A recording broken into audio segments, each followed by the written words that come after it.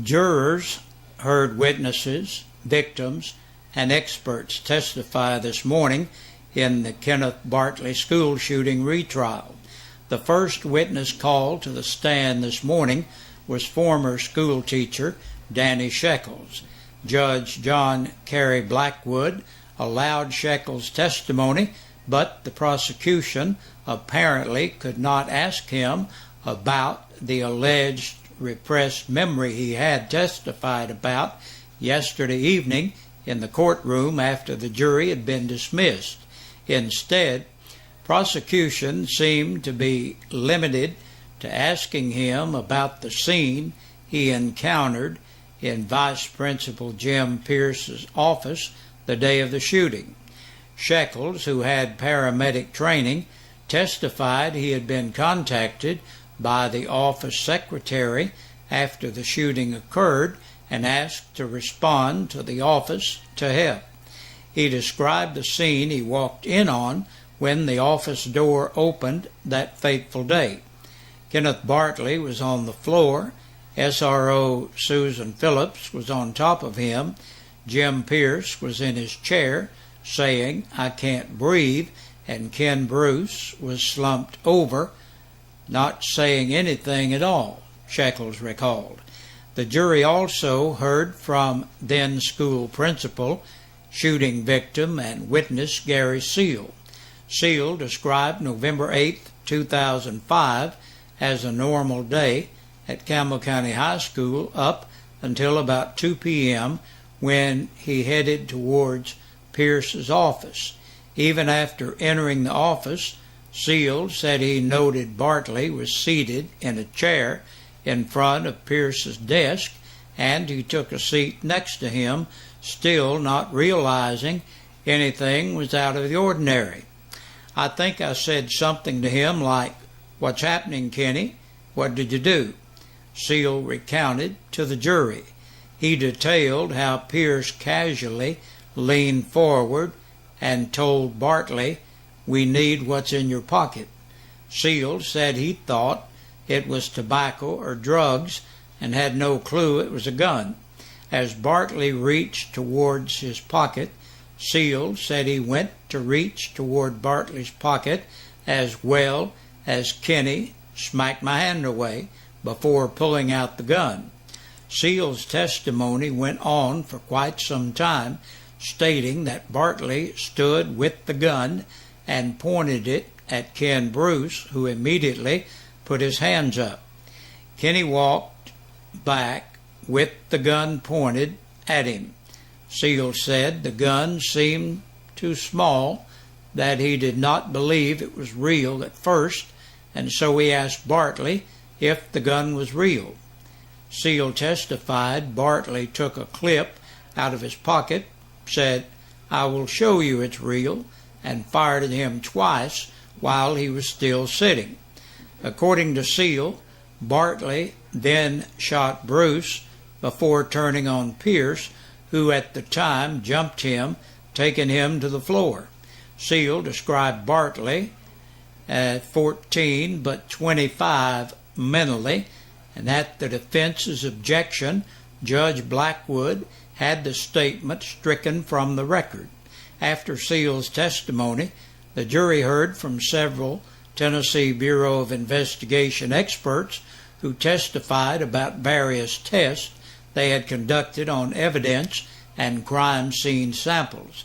TBI agent Mark Dunlap testified he had found an 0.7 micrograms of Valium in Bartley's blood sample, which was taken that day, while Agent Steve Scott testified the gun confiscated at the scene was the gun which fired all 6 shots. Scott also testified the gun was in perfect working order and had a trigger pull weight of about 5.5 pounds and was in no way a hair trigger which would fire with a pound or less of pressure. Court was recessed for lunch, and the next witness scheduled to testify was Jim Pierce, and WLAF has continuing coverage of the trial with live streaming, televised video from the courtroom, at Jacksboro. The LaFollette City Council briefly discussed the misuse of city credit cards during its Monday evening workshop last night. Council member Bob Fannin said he planned on making a motion at the next meeting that would require monies to be paid back to the city from credit card misuse over the past 2 years. He also said at that time he would make an additional motion that would place guidelines on credit card and money usage. No per diem money and no credit card unless its use has been cleared by the council, Fannin said. Mayor Mike Stanfield confirmed with City Treasurer Terry Schwett that the city currently had no credit cards active. Also discussed at the meeting was the request to make a recreational grant application. The grant, if received, would be used most likely to build a multi-purpose building at Liberty Park, which would house the skate park and other indoor recreational activities. The item was placed on the agenda for the next meeting. The grant is a matching grant for up to $250,000. The application has to be received in Nashville by April 11th. Other business discussed at the workshop and placed on the agenda for next week included Police Chief Jimmy Jeffries' request to promote 2 of his employees to the rank of sergeant, and Fire Chief Gary Bird requested the hiring of an additional auxiliary firefighter. The mayor also reported to the council that he had received a bid by Street Department Head Jim Mullins from Rogers Group regarding the street damages and repairs needed on 11th Street, Iron Street, 17th Street, and other roads allegedly damaged by dump trucks owned by Jimmy Arnold. The bid to repair the streets is $48,362. Stanfield asked City Attorney Reed Troutman what course of action to take. I think the first thing we need to do is speak with Mr. Arnold and see where he stands on it, Troutman said. He added that he would be happy to speak with Arnold before the next council meeting. At the end of yesterday evening's meeting and the workshop, Council member Hansford Hatmaker asked Police Chief Jimmy Jeffries why several of the department's cars did not have labels and government tags on them. Jeffries replied that the vehicles were used for surveillance and other police activities, and also pointed out that there was not a detective car on his fleet or that he knew of in Campbell County that was striped. Hatmaker asked him if the reason the cars were not marked was because the vehicles are being places they should not be. At this point, Jeffries asked the council permission to speak and took the floor.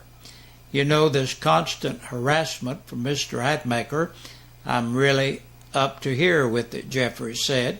He added that the harassment was because he would not fix tickets and because he would not cover up Hatmaker's Memphis trip, which resulted in an investigation by the TBI. He has threatened my job.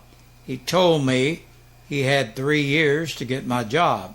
His constant nitpicking makes it almost impossible to run my department, Jeffries said. Mr. Jeffries, you are a bully, Hatmaker said. If there ever was a pot called the Black Kettle, that's it, Jeffries replied. Knox Housing Partnership, known as KHP, an East Tennessee nonprofit housing development organization, is announcing the redevelopment of a 17-unit apartment complex right here on Nevada Avenue in LaFollette. The property, previously known as Jackson Heights, was purchased by Knox Housing Partnership in February. Over the next 16 months, KHP will rehabilitate the property and make it available for rent to low-income households. Knox Housing Partnership will be performing extensive work on the property, according to KHP Program Manager Chris Osborne. The entire interior of the apartments will be replaced, as well as the roof, flooring, plumbing, HVAC, and electric systems. The final product will be certified under EPA's Energy Star and Indoor Air Plus ERV systems. Campbell County has much to offer. What we do lack is safe, affordable housing for a wide age range of individuals, states KHP board member Phyllis Klingner. Renovation is expected to be completed by late summer of 2015, and the rebranded Nevada Heights apartments will be available for rent soon thereafter. KHP will begin accepting applications in early 2015. To learn about Knox Housing Partnership, contact Chris Osborne at 865-637-1679. And longtime Lady Cougar basketball coach Ryan Browning texted the news to WLAF this morning. Browning says that after telling his players of his decision, he wanted everyone else to know of his move to step down. He says that after 7 seasons, he's ready to hand over the duties to someone else. The first candidate that comes to mind is Browning's assistant coach, Kelsey Smith. No word yet on possible replacement or search. Browning remains the head baseball coach with the Cougars' first baseball game set for March 10th at Powell. And that's a look at the news. We'll have the press release from the Sheriff's Department coming up. And taking a look at the press release from the Campbell County Sheriff's Department, it shows that 10 people were booked into the jail in the past 24 hours. Alma Bird Bayard, age 61, of Linden Park, La Follette, for violation of probation. 32-year-old Matthew Bolton of South Highway 25W, La Follette, on a capious bench warrant. Bruce Samuel Cothran, age 50, of Cherokee Trail in Jacksboro, for aggravated assault by domestic violence. 26-year-old Jimmy Lee Davison of North Charles Severs Boulevard in Clinton, for second offense of driving on a revoked or suspended license, violation of the Tennessee financial law, violation of the registration law, and criminal impersonation. Michael Lee Lakes, 36, of Richmond, Kentucky, for burglary, theft of property under $500, resisting a stop, frisk, halt, search order, and theft of property over $10,000 and less than $59,000. Melvin Eugene Lee, 46, of Clear Lake Drive in Jacksboro, on a capious bench warrant. 22-year-old Anthony Ray Rogers of Little Elk Road and Pioneer, for theft of property between $1,000 and $9,999. Timothy Allen Williams, 29, of Joy Lane in La Follette, on an attachment for child support. 70-year-old Harold Wright of Lilac Drive, La Follette, for aggravated assault by domestic violence. And last today, Charles Mitchell Younts, 41, of Crestview Lane in Jacksboro, for driving while revoked and violation of the light law. And that's our report and our newscast for today. Thank you for joining us. Be sure to come back with us again tomorrow. We'll be here with the Wednesday midweek edition of the news. See you then. Hey, Big Josh with you once again on this Tuesday evening, looking at our birthdays and anniversaries. Our Birthday and Anniversary Club is brought to you by your friends here at WLAF and Eastside Pizza and Deli. and they're located in the Food Line Center. Hey, you need to stop by, say hey to them, and try some of that fabulous food while you're there. Will you? Tell them you heard about them right here at the old radio station. Hey, today's birthday's Honeybee, our WLAS very own Honeybee, celebrates. Happy birthday to you, Honeybee. Amanda Overbay, and that's happy birthday from me, Ma, and Paw. Amanda, hope you have a good day. Tyler Terry, 19 today. Happy birthday to you, Tyler. And Lee Marlowe is 68 years old today. Happy birthday to you, Lee. And Jacob Jones turned 14 last Friday. Happy belated birthday to you, Jacob.